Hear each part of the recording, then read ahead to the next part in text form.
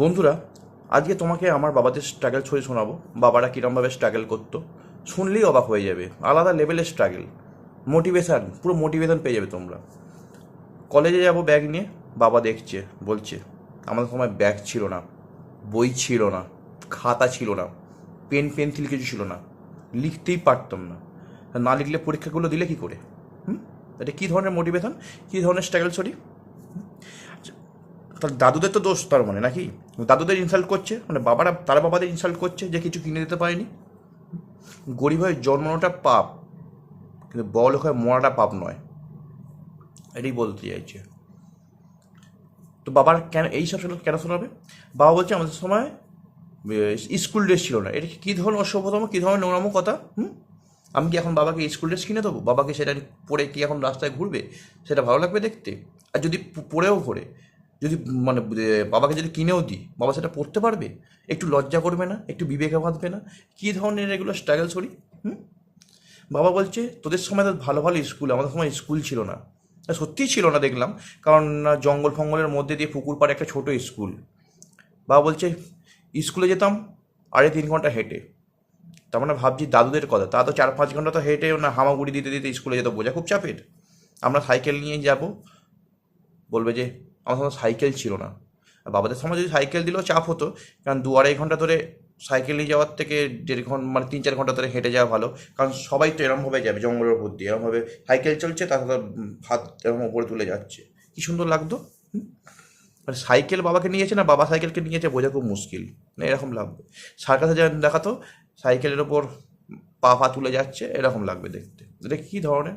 আর সেই সময় টিচাররা তো আলাদাই ছিল বাবাদের সময়। পড়তে গেছে বাবা, বইপত্র টিচারের কাছে, বাবা স্কুলে স্কুলে বলি পুকুরে মাছ ধরতে চলে গেছে, লিচু বাগানে লিচু পাড়তে চলে গেছে, আম বাগানে আম পাড়তে চলে গেছে। তা টিচাররা কিছু বলতো না, কোঅপারেট করতো। এখনকার টিচার হলে তো কেলিয়ে বৃন্দাবনের হাতে টিকিট দিয়ে দিত, নাহলে ঘরে ফোন করে বলতো যে আপনার ছেলে পড়তে এসেছে, পড়ার ব্যাগ প্যাগ রেখে প্রেম করতে চলে গেছে, এইভাবে বলতো। আর ঘরে এলেই তো বাবা মার কেলানি। তো এরকম ধরনের মোটিভেশন দিত বাবা। তো আলাদা লেভেলে মোটিভেশন, বলছে খেতে পেতাম না, শুতে পেতাম না, রাস্তায় শুতো। সেটা কি আমার দোষ রাস্তায় শোয়াটা? দাদু দোষ, দাদুকে বলো। দাদুকে ইনসাল্ট করছো, দাদু কেন ভালো করে কামিয়ে কেন তোমাকে বিছানা শোয়ায়নি, সেটা দাদুকে বলো। আমাকে বলে কি আমি কি এখন বিছানা কিনে দেবো? তোমার ছোটোবেলার কি বিছানা কি আমি কিনে দেবো? খেতে পেতাম না, এটা কী ধরনের অসভ্যতম কথা? বাবা যে 2 মুঠো মুড়ি খেয়ে 1 সপ্তাহ থাকতাম, এটা কী ধরনের কথা? তাই আমিও ঠিক করেছি আমার ছেলে মেয়ে হলে এটা বলবো না, বলবো চানাচুর মুড়ি খাওয়ার পথে ছিল না, বিরিয়ানি খেয়ে কাটাতাম।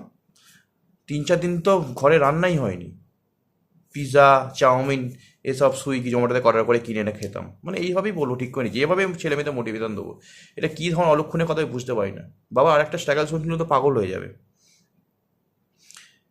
বলছে কি না 25-30 কিলোমিটার হেঁটে কাজে যেতাম। কে হাঁটে 25-30 কিলোমিটার? অত দূর কাজে যেতেই বা কে বলেছে তোমাকে? ঘরের সামনে কাজ ছিল না, চাষবাস করতে পারতে। অত দূর ভালো সরকারি চাকরি করার কী দরকার ছিল তোমার? দরকার ছিল না। সামনে চাষবাস করতে পারতে 25-30 বিঘে জমিতে, কোনো ব্যাপার ছিল না।